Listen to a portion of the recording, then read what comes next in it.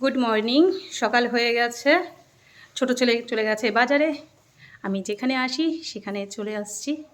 আমার সব মাদেরকে দেখে নিয়েছে, তো মা সবার মঙ্গল করো, সবাইকে ভালো রেখো, সবার মনের আশা পূর্ণ করো।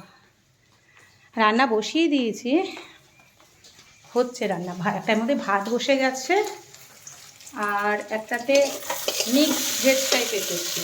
কিছু ভেন্ডি ছিল, সেই ভেন্ডি আর গাজর, তারপর হচ্ছে আলু পেঁয়াজ দিয়ে পোস্ত দিয়ে একটা চচ্চড়ি মতো দেবো। কালকে ডাল আছে ফ্রিজে, সেই ডালটা গরম করে নেব ব্যাস। এবার তারপর দেখি ছেলে কি বাজার থেকে নিয়ে আসে। ছেলে গেছে ওর মামার সাথে বাজারে, ছোট ছেলে, রবিবার তো এক সপ্তাহের বাজারটা করে নিয়ে আসবে। আর যেহেতু ভাইয়ের হাতে ব্যথা আছে, সেহেতু অতটা নিয়ে আসতে পারবে না, যার জন্য ছোটো ছেলেকেই নিয়ে গেছে, বলেছে ওকে সব শিখিয়ে দেবো। আমি ঠিক আছে চল যা, সব দোকানগুলো তো চেনা থাকবে, হয়ে গেল না। ছেলেটারও তো হাত কেটে গেছে, যাই হোক তবুও পারবে। বড় ছেলে তো বেরিয়ে গেছে কাল রাতে। এখানে হচ্ছে ভেন্ডি আলু, ভেন্ডি আলু ভাজা হচ্ছে, ওটা ভাত হচ্ছে, দুটোতে বসিয়ে দিয়েছে দুরকমভাবে। আর মেয়ে চলে গেছে পড়তে, মেয়ের পড়া আছে আজকে, ওর বাগবাজার আছে পড়া, পড়তে চলে গেছে মেয়ে। যার যার গন্তব্যস্থলে সবাই চলে গেছে, আমি আমার গন্তব্যস্থলে চলে এসেছি। ছেলে এসে আবার দোকানটা খুলবে, দোকান খুলে বসে ছেলে, আমি ততক্ষণ একটু তো আগিয়ে রাখি, দুটো ভাত খেয়ে তাহলে দোকানটা খুলে বসতে পারবে না। দোকান বন্ধ করে আসলে মুশকিল হবে না। আমাদের যেই স্টাফটা আছে সে তো দুপুরের দিকে আসে, সে সকালের দিকে আসে না, তো ওটা একটু অসুবিধে হয়ে যায় যে সকাল টাইমটা আমাদেরকেই আর কি দেখতে হয়। তারপর ও ঠিক আছে,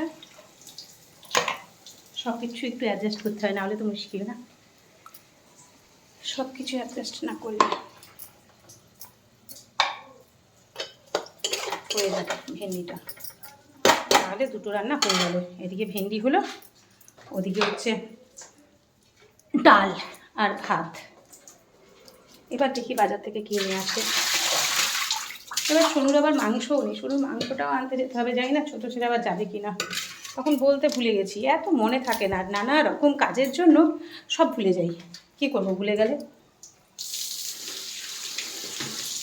কাল তো সারা ঘর আর কি ওলট পালট হয়ে গেছে।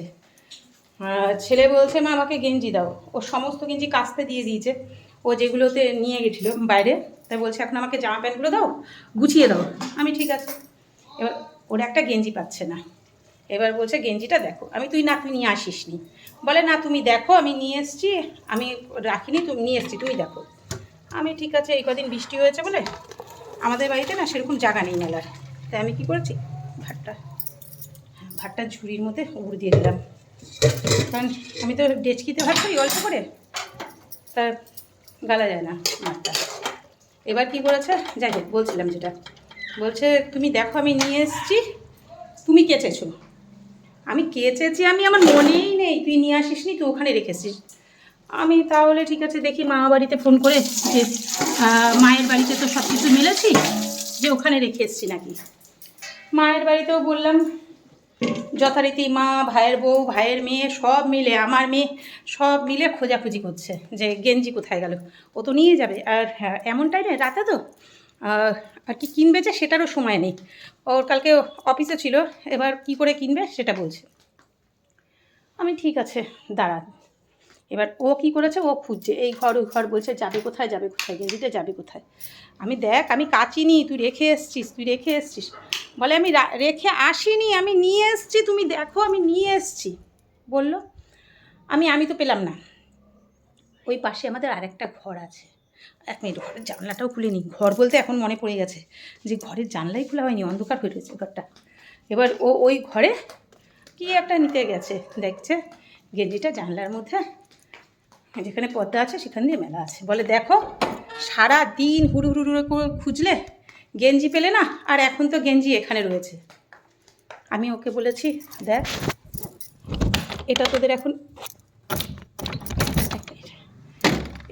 এখন অভ্যেস করে নিতে হবে, হয় আমাকে ভালো ডাক্তার দেখা, আর আর না হলে তোদের এটা অভ্যেস করতে হবে। এই যে যেরকম প্যান্টও এখানে রেখেছি, ঠিক আছে, গেঞ্জি এখানে, প্যান্ট এখানে, এখানে এখানে এই ঘরেরটা আমি ভুলেই গেছি যে এখানে মেলেছিলাম বৃষ্টিতে।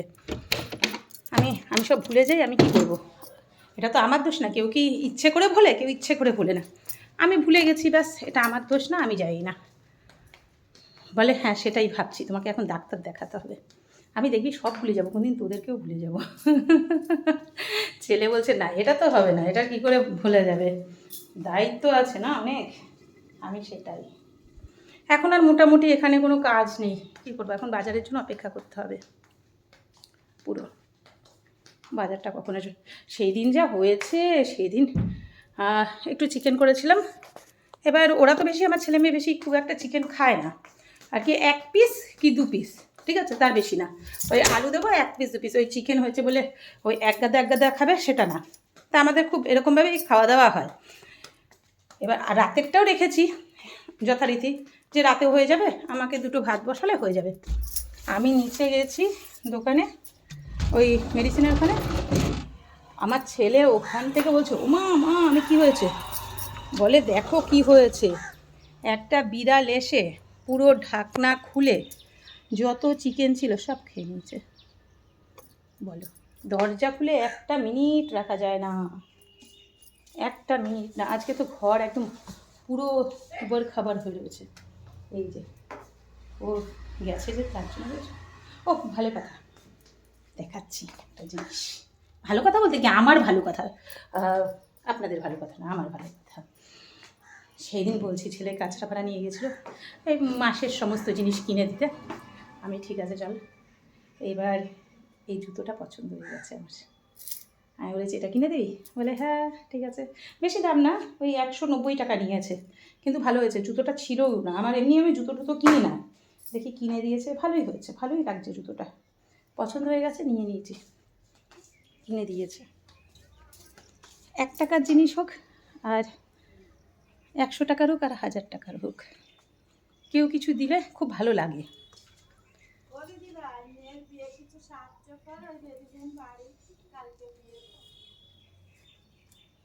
দাঁড়াও দেখছি, মেয়ের বিয়ের জন্য এসছে কিছু সাহায্যের জন্য, কালকে বিয়ে, এখন কিছু দিতে হবে। সত্যি কথা খুব খারাপ লাগে আর কি, এরকম একটা সিচুয়েশান আসে মানুষের, যে কেউ তো ইচ্ছে করে আসে না, বলো, খুব খারাপ লাগে এই জিনিসগুলো। কেন কি যেন ভগবান সবাইকে সমান করে যদি সব দিত খুব ভালো হতো। যারা ঠকিয়ে নেয় তাদেরকে ভগবান কেন পানিশমেন্ট দেয় না কেন কি যেন। এই ঠকানোর অভিজ্ঞতা আমাদের প্রচুর আছে, প্রচুর আছে এই ঠকানোর অভিজ্ঞতা। এ ঠকিয়ে নেয়, ও ঠকিয়ে নেয়, সে ঠকিয়ে নেয়, কী বলবো আর বলো। আর এই নিরীহ মানুষগুলো একটু মেয়ের বিয়ের জন্য সবার কাছে একটু সাহায্যের জন্য এসছে, সবার বাড়ি বাড়িই যাবে এখন সাহায্যের জন্য, কিছু যদি দিতে পারা যায়। ঠিক আছে, এখন তো কেউ নেই, আমার কাছে যা ছিল আমি সেটাই দিতে হবে আমাকে। ভগবান এরকম দিন কেন দেয়?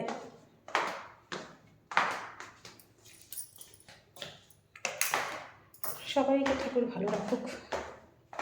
একটা মেয়ের বিয়ে, কত রকম স্বপ্ন থাকে, কত কি থাকে না, সব কিছু মিলিয়ে। দাঁড়াও বিয়ে নেই কোথায়, কেন যা ছিল তাই দিলাম। হ্যাঁ যা ছিল তাই দিলাম।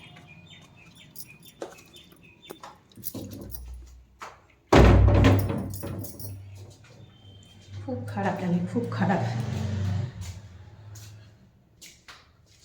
ভগবান করে মেয়েটার জন্য বিয়েতে সুখে শান্তিতে ঘর করতে পারে। বিয়ের পর অনেক কষ্ট করে মা বাবা বিয়ে দেয়, অনেক কষ্ট করে, সেখানে যদি তারপর যদি হাজব্যান্ড বা শ্বশুরবাড়ি থেকে এরকম অত্যাচার করে বা কোনো কিছু করে, সেগুলোই মেনে নেওয়া যায় না, খুব কষ্টকর, খুব বেদনাদায়ক হয়ে যায়।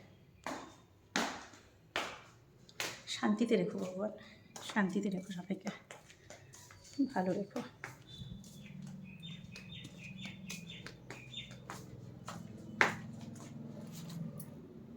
কত মানুষ খেতে পায় না, কত কী বলে। একটা জিনিস দেখবে, যারা কোটিপতি, প্রচুর টাকা আছে, প্রচুর অর্থ আছে, তারা এক একটা রেস্তোরাঁ হোটেল যাবে, প্রচুর খাবার অর্ডার করবে, বুঝেছো? প্রচুর প্রচুর প্রচুর মানে প্রচুর খাবার অর্ডার করে খাবে না কিন্তু পুরোটা, ঘামিয়ে গেছি সে থেকে উপরে আসলাম না, খাবে না পুরোটা কিন্তু অর্ডার করবে, একটা দুটো খাবে। আর তাদের পেটে খিদেও নেই, কারণ তারা ডায়েট করে বা তারা নানা রকম কি বলবো লাইফস্টাইলে আর কি থাকে। আর যাদের পেটে খিদে থাকে, যাদের পেটে খিদে আছে, তারা ভালো জায়গায় খেতে গেলেও ভয় পায় যে কি করে খাবে, টাকাটা কি করে দেবে, পে করবে কী করে। খারাপ লাগে, অনেক কিছু খারাপ লাগে, কিন্তু কি করবো বলো, ভগবান তো সেই সামর্থ্য দেয়নি যে কাউকে পেট ভরিয়ে খাওয়াবো। হ্যাঁ দাঁড়া। তা যাই হোক, আমি যখন যেটা পারি, যেরকমভাবে পারি সেরকমভাবে হেল্প করার চেষ্টা করি। জানি না কতটা কি পারি, ভগবান যেন সবার হাত দিয়েই মানুষকে আর কি কী বলবো এগিয়ে নেওয়ার ক্ষমতা দেয় সবাইকে, শুধু আমার বলে না, সবাইকে। কারণ একটা মানুষ আর একটা মানুষের হাত ধরলে তবেই তো এগিয়ে যাবে, না কি করে এগিয়ে যাবে, তাই না? এগোতে গেলে আবার নিচে আসতে বলে, দেখেছো তো বার। কোন ব্যাগ নেবো? এই ব্যাগ না ব্যাগ? বাজার চলে এসছে।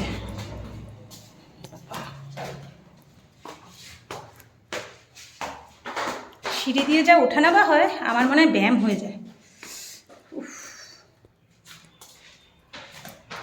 পুরো ব্যায়াম হয়ে যায়। সকাল থেকে কম করে 10 বার উঠেছে নেমেছে। কেন মানুষ দোতলা বাড়ি করে বাবা, কি জানো। উফ, হাঁপিয়ে গেলাম আমি। চলুন রাখছি, দেখি বাজার থেকে কী কী নিয়ে আসলো বাবা।